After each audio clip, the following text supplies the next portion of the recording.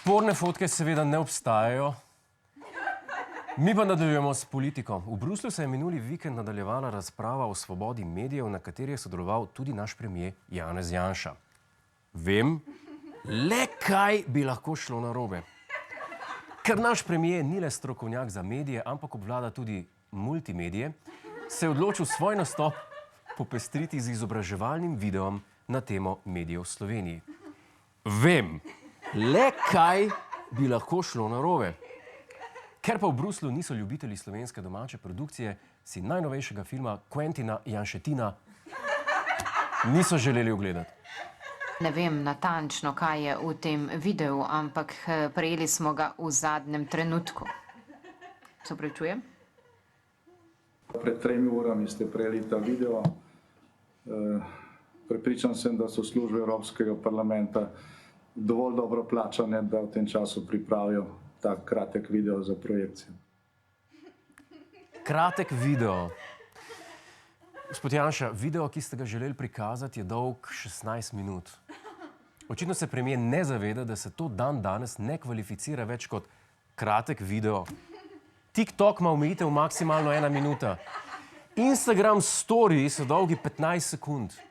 Noben človek nima pozornosti gledati internetni video, ki traja 16 minut, ker to pomeni, da bo vmes vsaj 4-krat reklama za motivacijske knjige Filipa Peska.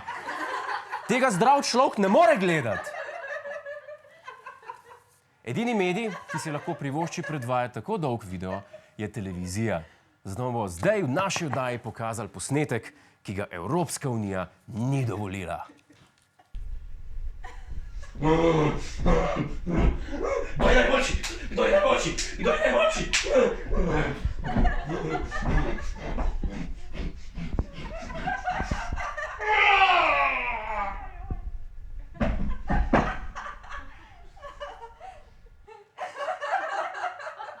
Jaz se opravičujem, to ni bil video, za katerega Evropska unija ni želela, da se predvaja. To je bil video, za katerega jaz nisem želel, da se predvaja.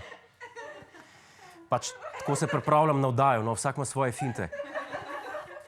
Očitno sva si s premierjem zelo različna. Jaz ne bi imel nič proti, če bi to ostalo nekje v arhivu. Gospod Janša pa je bil nad potezo Evropske komisije tako užaljen, da je predčasno zapustil razpravo. Svoje čustva pa je na to razlil po Twitterju. Vse je bilo pravočasno dogovorjeno, pripravljeno, prevedeno in posredovano. Gre enostavno za cenzuro na organu, ki bi moral zagovarjati svobodo medijev. Žalosten prvi obraz Afna EP Zveljko, početaj justice.